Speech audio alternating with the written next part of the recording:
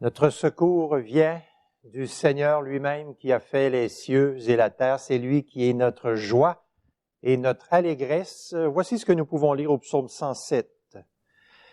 Que les rachetés de l'Éternel disent « Célébrez le Seigneur car il est bon, car sa bienveillance dure à toujours. » L'Éternel les a délivrés de leurs angoisses. Il les a conduits par le droit chemin.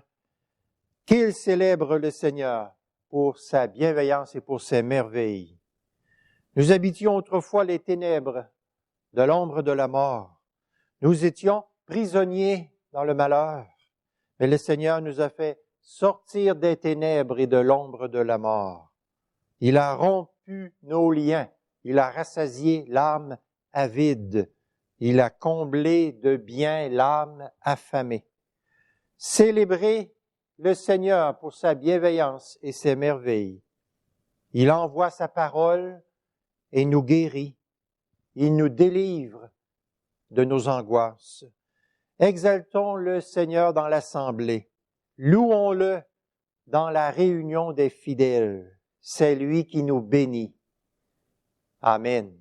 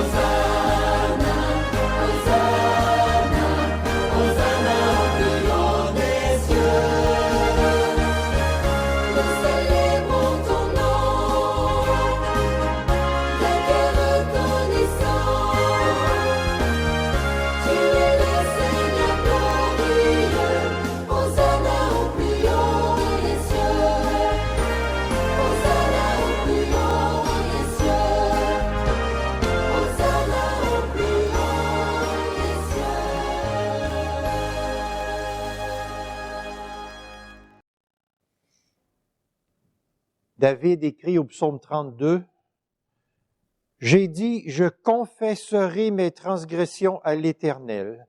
Je lui ferai connaître mon péché. Je ne couvrirai pas ma faute. » Faisons comme lui. Avouons à l'Éternel nos transgressions. Cherchons son pardon. Inclinons-nous dans la prière. Seigneur notre Dieu, ta bonté nous réveille et nous accueille chaque matin. Encore aujourd'hui, nous pouvons témoigner que tu veilles sur tes bien-aimés gracieusement et fidèlement. Tu nous envoies du ciel beaucoup de bienfaits variés, à nous qui pourtant ne méritons que le châtiment éternel. Ta bonté incomparable ne cesse de nous émerveiller, de nous étonner. Nous t'adorons ensemble ce matin. Tu traces pour nous un itinéraire de bonheur.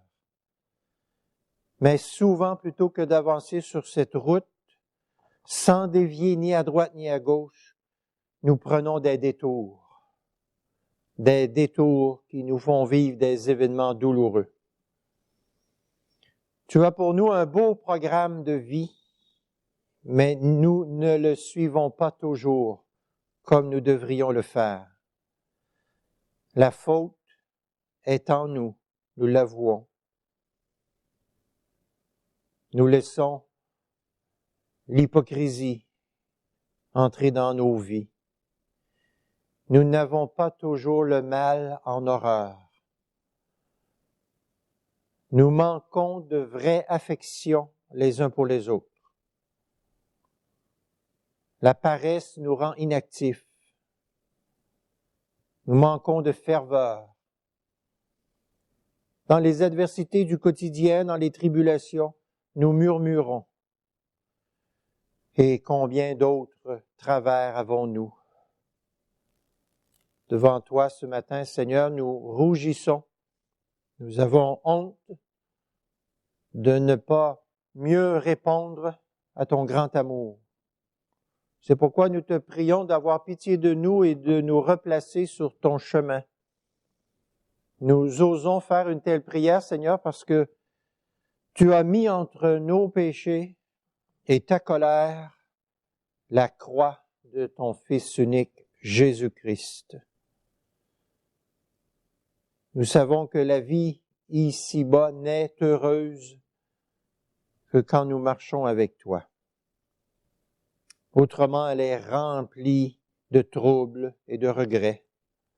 Et donc, à notre secours, Seigneur, nous t'en supplions. Entoure-nous à nouveau de ta bienveillance, car nous nous confions en toi. Aie pitié de nous et rends-nous davantage comme tu veux que nous soyons. Sanctifie-nous pour que nous soyons saints, comme toi tu es saint. Notre espérance est en toi seul, en toi qui peux faire infiniment au-delà de tout ce que nous pensons et demandons. Par Jésus-Christ, nous prions. Amen. Quelle est la preuve que Dieu nous aime? Voici ce que dit la parole de Dieu. En ceci, Dieu prouve son amour envers nous lorsque nous étions encore pécheurs. Christ est mort pour nous. À bien plus forte raison, maintenant que nous sommes justifiés par son sang, serons-nous sauvés par lui de la colère à venir.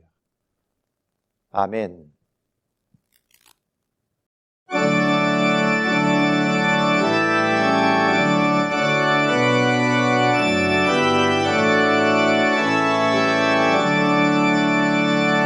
Toi qui disposes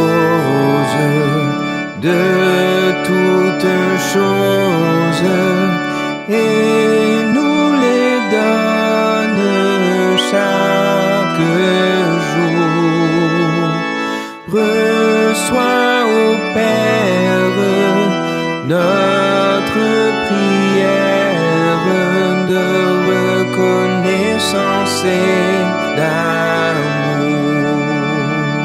Le don suprême que ta main sème, c'est notre pardon, c'est ta paix et ta clémence, trésor immense et le plus grand de tes bienfaits. Que par ta grâce, l'instant qui passe serve à nous rapprocher de toi, et qu'à chaque heure vers ta demeure, nos cœurs s'élèvent par la foi.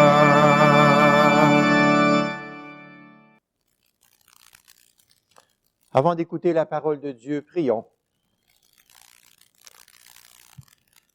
Notre bon Père, merci pour le privilège incomparable de nous mettre à l'écoute de ta parole de vie éternelle qui parcourt les siècles et accomplit tes desseins. Garde-nous, Seigneur, près de toi, toujours plus près de toi. Donne-nous tes secours. Soutiens et affermis notre foi à l'écoute de ta parole. Nous avons soif de ta présence. Redis-nous ce matin, redis-nous combien ton règne avance. Illumine nos cœurs, Seigneur, nous t'en prions, afin qu'ils contemplent dans la louange ton action rédemptrice, puissante. Au nom de Jésus. Amen. Deux lectures de la parole du Seigneur ce matin. La première est dans le livre du prophète Zacharie, au chapitre 9, les versets 9 à 10. Zacharie 9, 9 à 10. Sois transportée d'allégresse, fille de Sion, lance des acclamations, fille de Jérusalem. Voici ton roi, il vient à toi, il est juste et victorieux, il est humble et monté sur un ânon, le petit d'une ânesse.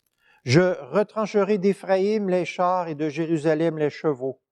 Les arcs de guerre seront retranchés. Il parlera de paix aux nations, et sa domination s'étendra d'une mer à l'autre, depuis le fleuve jusqu'aux extrémités de la terre. Notre deuxième lecture est dans l'Évangile de Matthieu, au chapitre 21, les versets 1 à 11. Matthieu 21, 1 à 11. Lorsqu'ils approchèrent de Jérusalem et qu'ils furent arrivés à Bethphagée, vers le mont des Oliviers, Jésus envoya 2 disciples, en leur disant, « Allez au village qui est devant vous, vous trouverez aussitôt une ânesse attachée et un ânon avec elle. Détachez-les et amenez-les-moi. Si quelqu'un vous dit quelque chose, vous répondrez, « Le Seigneur en a besoin. » Et à l'instant, il les laissera aller. Or, ceci arriva afin que s'accomplisse la parole du prophète. Dites à la fille de Sion, « Voici que ton roi vient à toi, plein de douceur et monté sur une ânesse, sur un ânon le petit d'une bête de somme. » Les disciples allèrent et firent ce que Jésus leur avait ordonné. Ils amenèrent l'ânesse et l'ânon, mirent sur eux leurs vêtements et le firent asseoir dessus. La plupart des gens de la foule étendirent leurs vêtements sur le chemin. D'autres coupèrent des branches aux arbres et les étendirent sur le chemin. Les foules précédaient et suivaient Jésus en criant, « Hosanna au fils de David! Béni soit celui qui vient au nom du Seigneur! Hosanna dans les lieux très hauts! »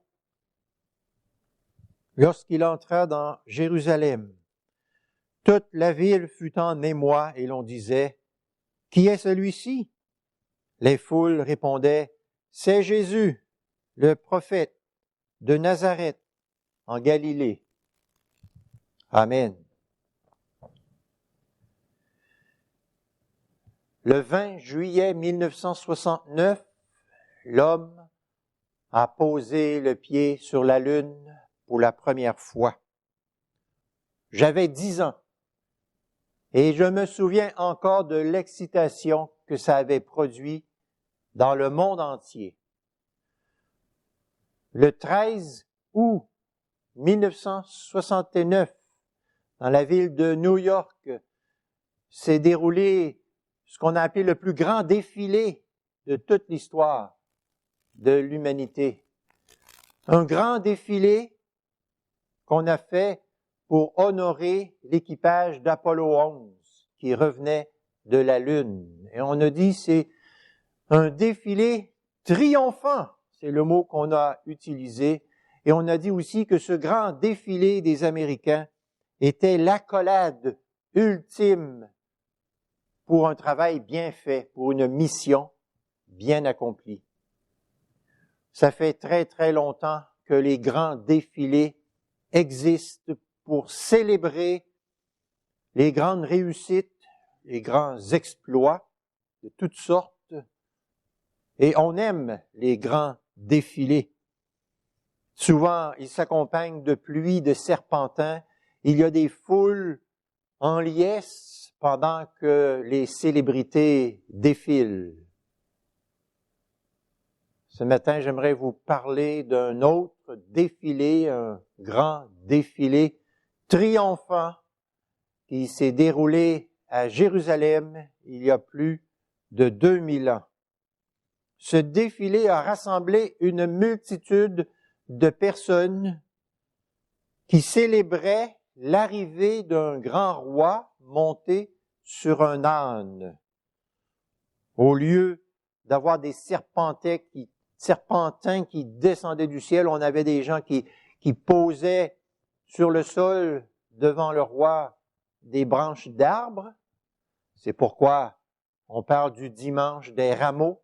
Il y avait aussi des gens qui mettaient devant le roi des vêtements pour symboliser le fait qu'ils étaient prêts à se soumettre à ce grand roi.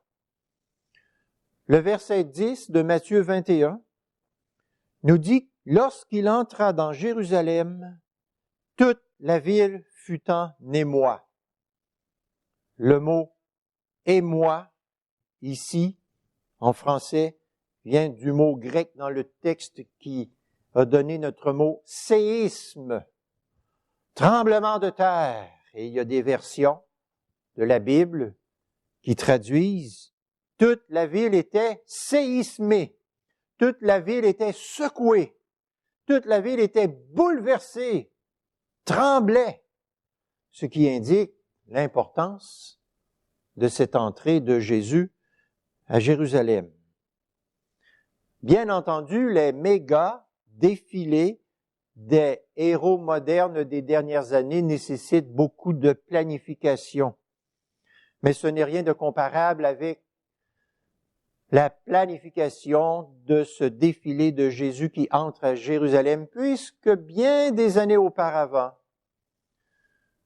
un peu plus de 500 ans auparavant, le prophète Zacharie avait annoncé en détail cette entrée de Jésus à Jérusalem. Ça veut dire que nous sommes donc ici à un moment crucial et très important dans la grande histoire de la rédemption.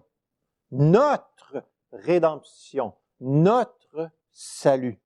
Nous sommes ici devant l'accomplissement d'une prophétie messianique remarquable. Lorsque le Fils de Dieu, Jésus-Christ, entre à Jérusalem, il organise, il orchestre tout, comme nous le dit l'évangéliste Matthieu, pour que ce soit un accomplissement du grand dessein d'amour de Dieu annoncé depuis très longtemps, entre autres par le prophète Zacharie. Ce matin, nous allons nous concentrer sur un seul verset en Zacharie 9, le verset 9 que je relis maintenant. « Sois transportée d'allégresse, fille de Sion, lance des clameurs, fille de Jérusalem. Voici ton roi, il vient à toi, il est juste et victorieux, il est humble et monté sur un ânon, le petit d'une ânesse. » Sion, c'était le nom de la colline sur laquelle Jérusalem était construit. Les expressions « fille de Sion », filles de Jérusalem sont souvent utilisées dans la Bible pour s'adresser au peuple de Dieu. C'est le peuple de Dieu ici qui est interpellé par le prophète Zacharie et qui est appelé à se réjouir, à être transporté d'allégresse, à lancer des clameurs de joie. Pourquoi? Zacharie dit, « Voici ton roi, il vient à toi. » Ton roi qui t'aime, il vient à toi.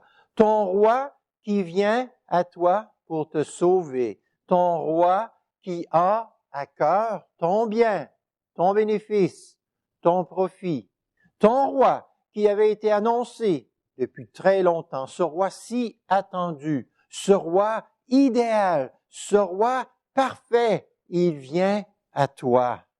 Alors, sois dans l'allégresse, rien ne peut t'arriver de mieux que la venue de ton roi pour te sauver.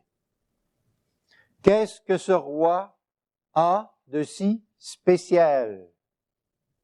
Le prophète Zacharie souligne 4 particularités de ce roi. Regardons-les ensemble et laissons le Seigneur nous remplir de réconfort, de consolation et d'amour alors que nous regardons ces vérités très précieuses à nos cœurs. Premièrement, voici ton roi, il vient à toi, il est juste, juste. Au moment où Zacharie s'adresse au peuple de Dieu, il n'y a pas de roi sur le trône d'Israël. Le trône est vide, il est vacant. Mais le prophète Zacharie regarde par la foi du trône vide à la promesse divine d'envoyer ce grand roi parfait. Pour les auditeurs immédiats de Zacharie, qui savaient bien que la nation avait souffert pendant des années, alors que plusieurs rois, pour ne pas dire la majorité, avaient fait ce qui est mal aux yeux de l'Éternel. D'apprendre que le roi qui vient est juste, c'était une lueur d'espoir extraordinaire pour eux. Il est juste, ça fait référence à son caractère, mais ça fait référence aussi à son règne, qui sera un règne de justice. La majorité des rois étaient arrogants, sans pitié, corrompus. Ils ne servaient que leur ego et ils ne rendaient qu'une parodie de justice.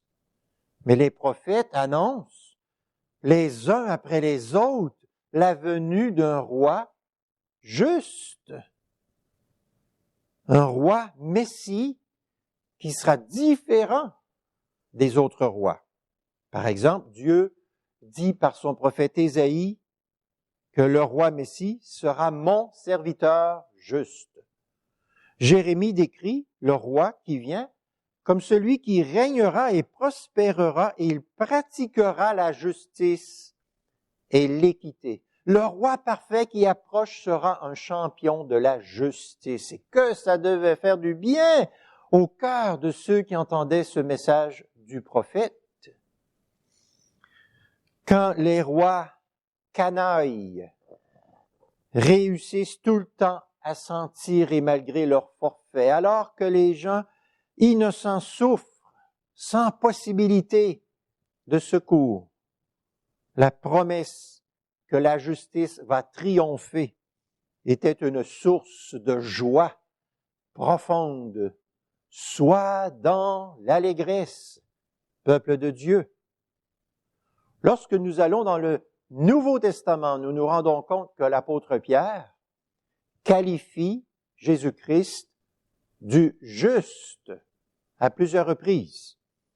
Dans sa première épître, Pierre écrit ceci. Le Christ Jésus est mort une seule fois pour les péchés, lui juste pour des injustes, afin de vous amener à Dieu. Lui juste pour des injustes. Les injustes, c'est nous. La Bible dit que depuis l'entrée du péché dans le monde, il n'y a pas de juste, pas même un seul, dit la Bible, sauf le Seigneur Jésus-Christ. Bien sûr, lui, il est le juste, mort une fois pour toutes, pour des injustes. Et Pierre, il dit, pour vous amener à Dieu. Ça veut dire donc qu'on était loin de Dieu. On était contre Dieu. Et Jésus vient pour nous amener à Dieu. Nous vivions autrefois en inimitié, en hostilité contre Dieu parce que nous ne vivions pas nos vies selon sa loi. Jésus vient, il naît sous la loi, il grandit et vit sous la loi. Il accomplit parfaitement la loi de Dieu. Il est le juste par excellence. Il est celui seul par qui les injustes que nous sommes peuvent être déclarés justes par la foi. Dieu avait dit par son prophète Ésaïe, « Mon serviteur juste justifiera beaucoup d'hommes et se chargera de leurs fautes. » C'est exactement ce que Jésus-Christ a fait. Il s'est chargé de nos fautes. L'apôtre Paul le dit de la façon suivante en 2 Corinthiens 5, 21. « Celui qui n'a pas connu le péché, Dieu l'a fait devenir péché pour nous, afin que nous devenions en lui justice de Dieu. » Paul dit aussi, Jésus-Christ est pour nous justice. Pour nous, justice. Le nous, ici, englobe les vrais chrétiens, ceux qui ne croient pas en Jésus-Christ, n'ont pas la justice requise par Dieu et dont se trouvent toujours sous la colère de Dieu. Voici comment l'un des premiers réformateurs anglais a exprimé le bonheur qui a été le sien le jour où il a découvert cette justice qui se trouvait en Jésus et qu'il l'a reçue par la foi. Je tombais sur la phrase la plus douce et la plus réconfortante pour mon âme en 1 Timothée 1,15. C'est une parole certaine et digne d'être entièrement reçue que le Christ Jésus est venu dans le monde pour sauver les pécheurs dont je suis, moi, le premier. Grâce à l'instruction et au travail intérieur de Dieu, cette seule phrase remplit mon cœur d'une telle allégresse. Ce cœur jusqu'alors meurtri par la culpabilité de mes péchés et presque au comble du désespoir, que je ressentis immédiatement un réconfort et une quiétude extraordinaire, au point que mes os brisés sautèrent de joie. Quiconque reçoit et accueille ce roi qui vient peut expérimenter le même bonheur, la joie et l'allégresse. Voici ton roi, il vient à toi, juste, d'où notre allégresse. Deuxièmement, voici ton roi, il vient à toi, il est victorieux, il est victorieux. Dans l'histoire du peuple d'Israël, qui avait connu plusieurs rois, certains rois ont travaillé fort pour essayer d'aider l'économie, pour essayer de venir en aide au peuple. Certains ont réussi jusqu'à un certain point. Certains ont ravivé l'espoir du peuple, ont réussi à susciter un certain enthousiasme, mais aucun d'eux n'a pu procurer la véritable délivrance après laquelle nous soupirons tous, la délivrance du péché, dans le sens biblique du terme. Aucun. Seul le roi Messie qu'annoncent les prophètes pourra avoir cette possibilité de sauver réellement. Le jour de la Pentecôte, l'apôtre Pierre, inspiré de Dieu, dit « Il n'y a de salut en aucun autre qu'en Jésus-Christ, car il n'y a sous le ciel aucun autre nom qui ait été donné parmi les hommes par lequel nous devions être sauvés. » Aucun. Jésus-Christ est le grand roi Messie, promis étant attendu, qui est le seul sauveur. L'apôtre Jean écrit à son tour, « Dieu nous a donné la vie éternelle, et cette vie est dans son Fils. Celui qui a le Fils a la vie. Celui qui n'a pas le Fils de Dieu n'a pas la vie. » La bonne nouvelle de la victoire, du triomphe de Jésus-Christ, l'heureuse nouvelle de sa victoire. On pourrait penser aussi au beau verset en Hébreux 2, 14, qui dit que Jésus-Christ a écrasé le diable. Ou encore 1 Jean 3, 8, le Fils de Dieu est apparu afin de détruire les œuvres du diable. Jésus-Christ, qui a vaincu tout ennemi et qui, dans son amour, nous associe à sa victoire. Ce qui fait dire à l'apôtre Paul, nous sommes plus que vainqueurs par celui qui nous a aimés. Plus que vainqueurs. L'apôtre Jean dit la même chose dans les mots suivants. Il dit, voici la victoire qui triomphe du monde, notre foi. Notre foi. Voici ton roi, il vient à toi victorieux, d'où notre allégresse. Troisièmement, voici ton roi, il vient à toi, il est humble. Humble. La plupart des rois s'entouraient avec extravagance d'une grande pompe et d'une troupe de serviteurs à n'en plus finir, toujours à leur disposition, et leur style de vie manifestait leur statut privilégié. Ils étaient la plupart du temps arrogants, dominateurs, ils intimidaient leurs sujets, les écrasaient, ils étaient remplis d'orgueil. On voit ça constamment, aussi bien dans plusieurs des rois qu'Israël avait eus, mais aussi dans la grande histoire du monde. Ils avaient des grands noms. Cyrus le Grand, Alexandre le Grand, Hérode le Grand, Constantin le Grand, etc. Le contraste avec le roi Messie est évident. Jésus dit, le Fils de l'homme est venu non pour être servi, mais pour servir. À une autre occasion, il dit, les renards ont des tanières et les oiseaux du ciel ont des nids, mais le Fils de l'homme n'a pas où reposer sa tête.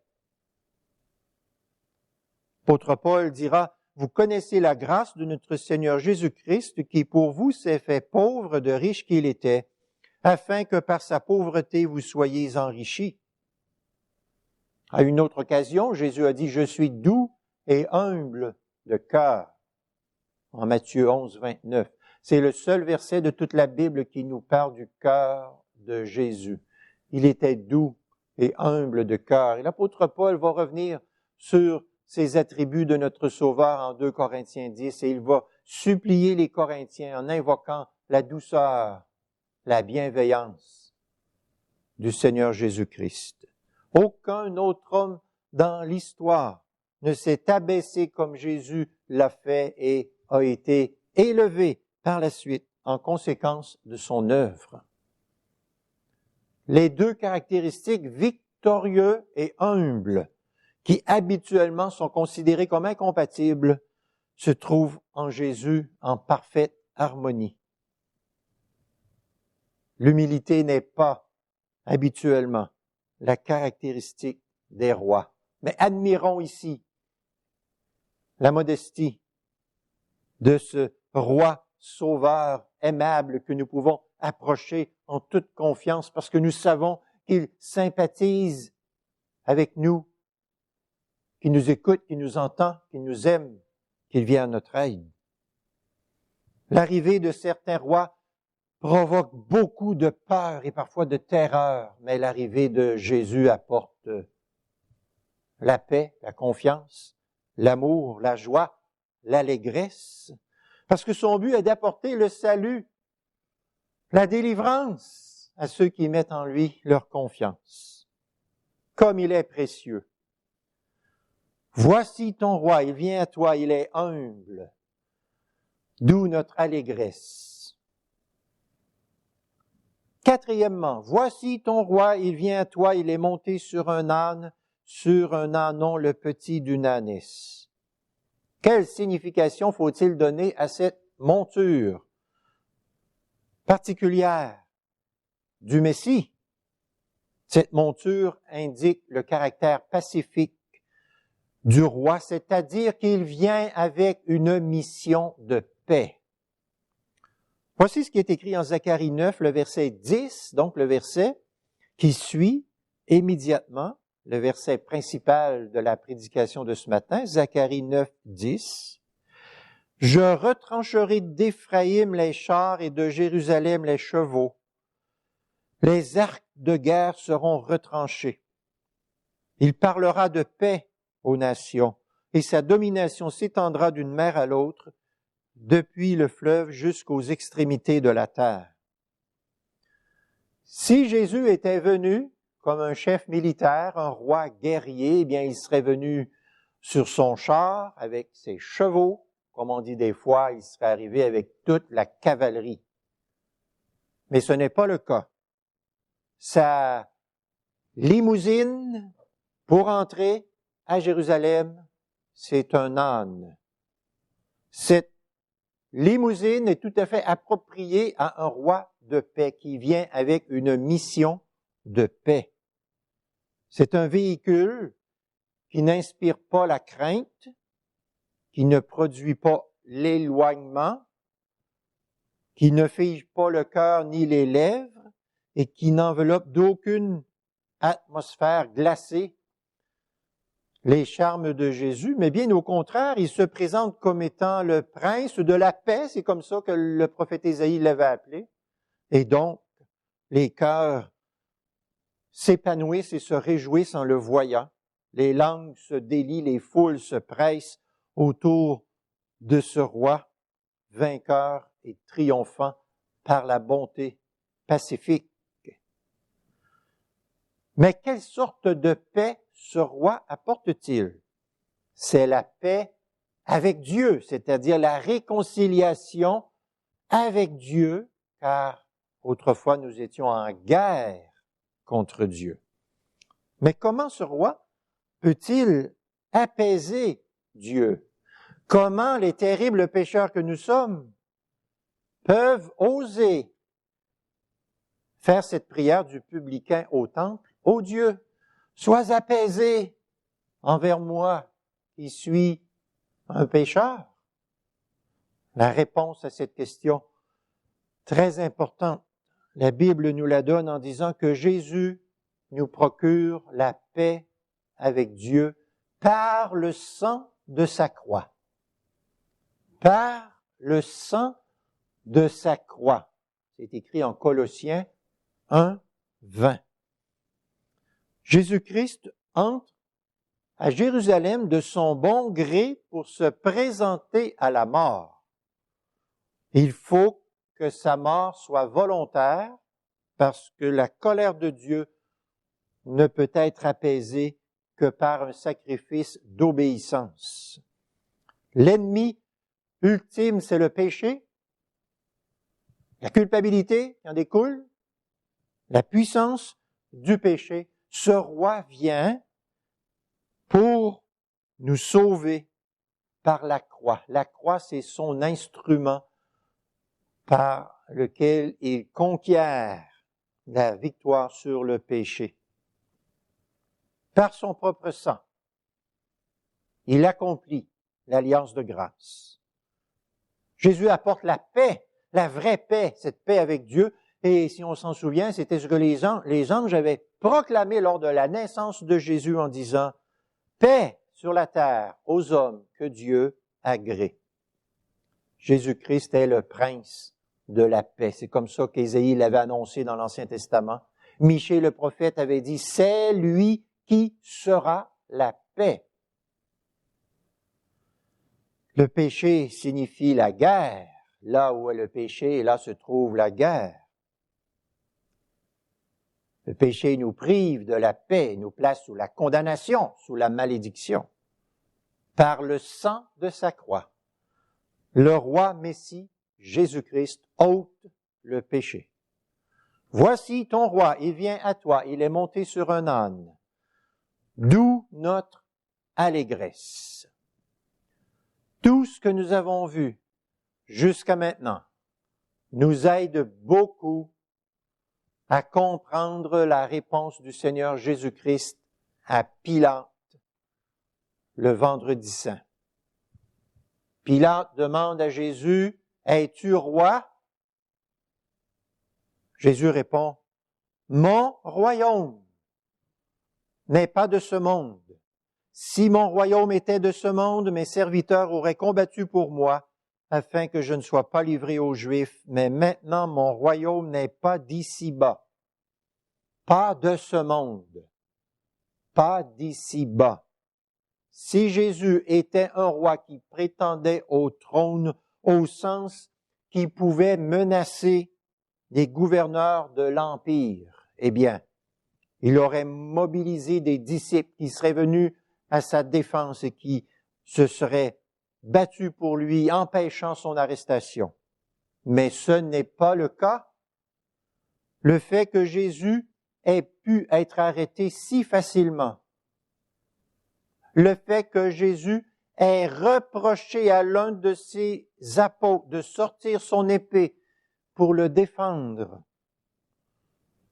prouve que son royaume est d'un autre ordre que les royaumes habituels. Il n'est pas de ce monde, il n'est pas d'ici.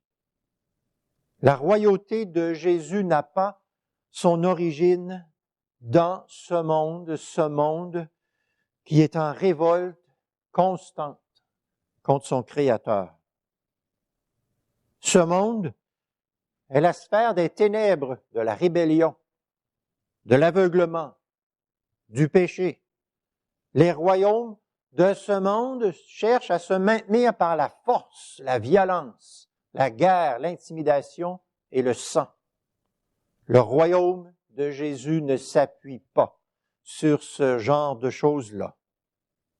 Mais attention, il ne faudrait pas en conclure que le royaume du Fils de Dieu n'a rien à voir avec notre monde ou qu'il n'affecte pas notre monde. Au contraire,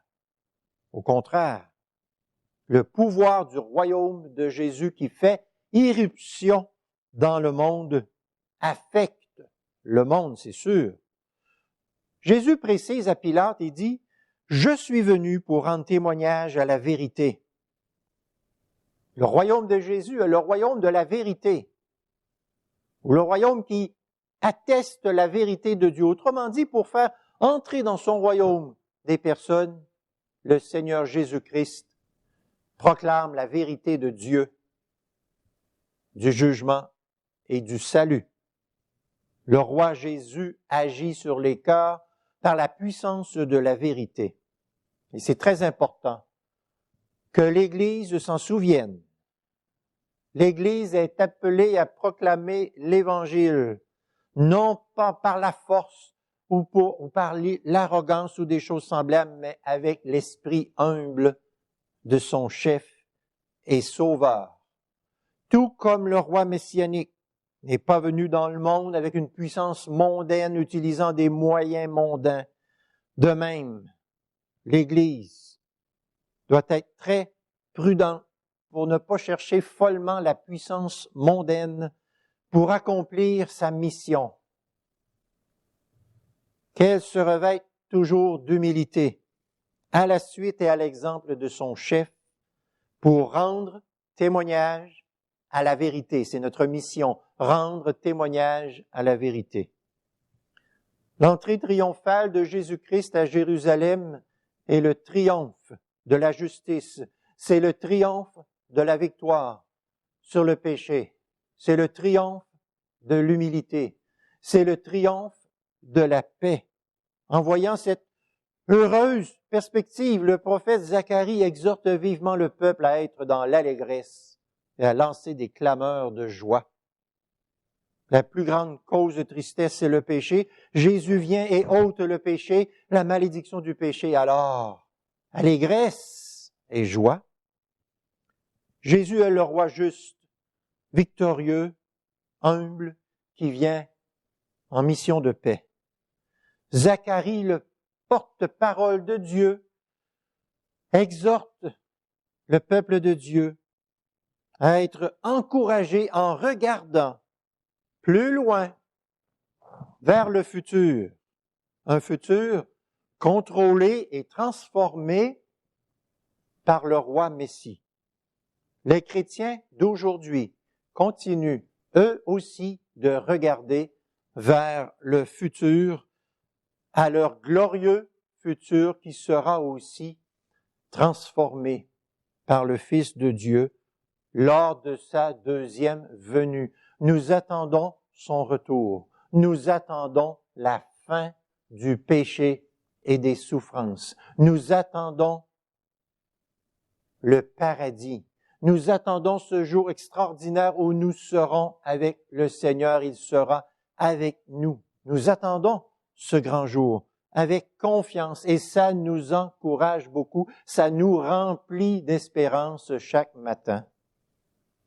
La peur du futur pourrait nous paralyser. Mais plutôt que de permettre à la peur du futur ou de permettre à nos pensées sur l'avenir et ce qui pourrait arriver, plutôt que de leur permettre de nous agripper, de nous étouffer, de nous paralyser, nous faisons monter vers le ciel des Hosanna, comme le peuple a fait lorsque Jésus est entré à Jérusalem. Hosanna veut dire « Sauve, Seigneur, nous t'en prions ». Hosanna est une prière qui invoque l'action salvatrice de Dieu. C'est la prière de celui qui se sait et se sent en besoin du secours divin. C'est la prière qu'on adresse au roi Messie, que Dieu nous a envoyé pour nous sauver. Hosanna! Sauve-nous! Quelle prière importante! Heureux sont ceux qui prient ainsi. Sois transportés d'allégresse. Lance des clameurs, peuple de Dieu. Voici ton roi, il vient, il est juste, il est victorieux, il est humble, il vient en mission de paix. Le salut ne se trouve en aucun autre. Amen.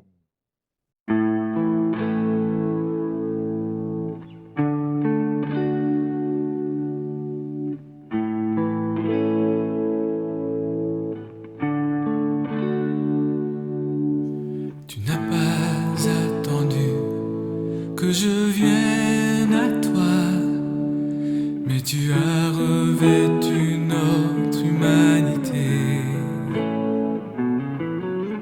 Tu n'as pas attendu que je crie vers toi, c'est toi qui m'as appelé le premier. Reçois ma reconnaissance, Jésus, ma reconnaissance pour la croix, ma reconnaissance, Jésus, pour ta venue, ton amour, ton salut, ma reconnaissance, Jésus, ma reconnaissance pour la croix, ma reconnaissance, Jésus, pour ta venue, ton amour, ton salut.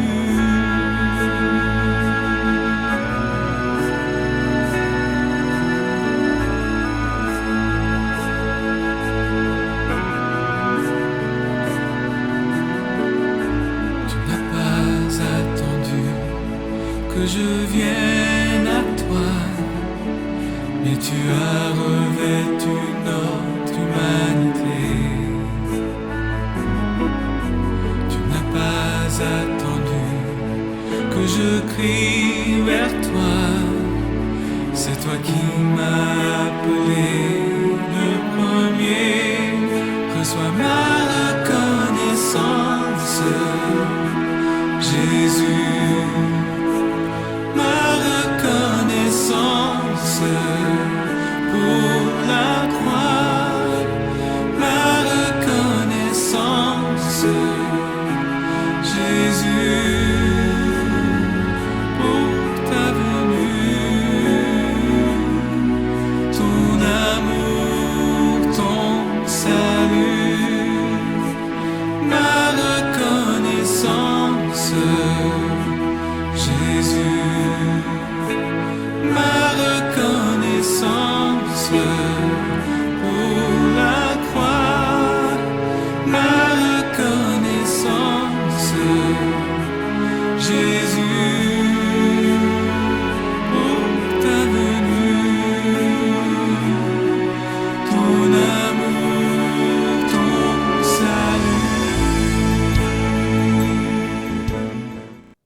Inclinons-nous un moment dans la prière.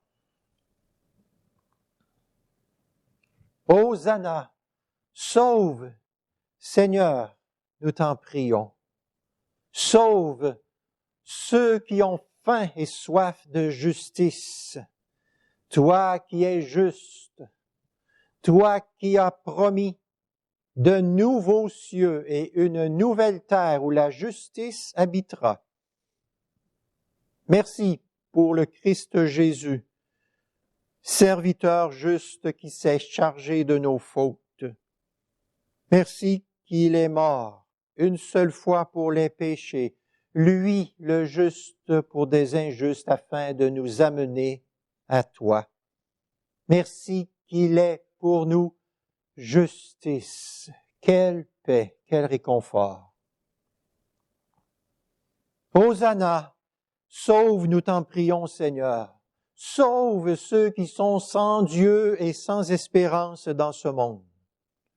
Convainc-les qu'il n'y a de salut en aucun autre qu'en Jésus-Christ, car il n'y a aucun autre nom qui ait été donné parmi les hommes par lequel nous devions être sauvés.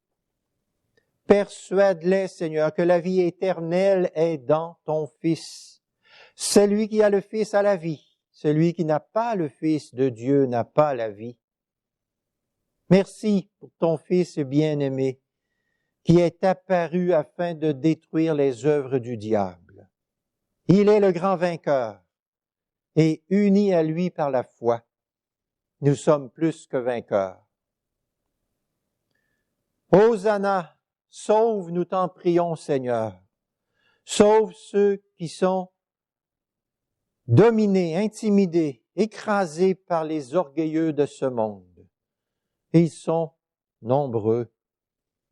Merci pour la grâce de notre Seigneur Jésus-Christ qui pour nous s'est fait pauvre de riche qu'il était, afin que nous soyons enrichis par sa pauvreté.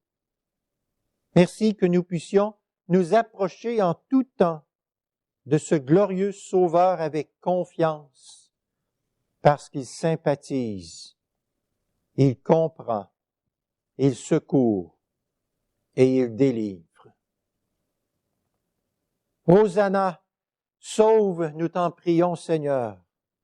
Sauve ceux qui sont toujours en guerre contre toi, n'ayant pas accueilli le Prince de la paix que tu leur as envoyé tant de fois avec amour. Nous te prions, Seigneur, de les faire céder au triomphe de la bonté pacifique. Que ton esprit les pousse à prier sans cesse. Ô Dieu, sois apaisé envers moi qui suis un pécheur. Et que par le sang de la croix, ils soient délivrés pour toujours de leurs péchés et de leur culpabilité. Hosanna, sauve, nous t'en prions, Seigneur. Sauve ceux qui sont agrippés et paralysés par la peur du futur. Sauve-les, Seigneur. Délivre-les et qu'ils fassent monter jour après jour vers toi des hosannas. Envoie, nous t'en prions, Seigneur, tes délivrances, car nous nous réfugions auprès de toi. Par Jésus-Christ. Amen.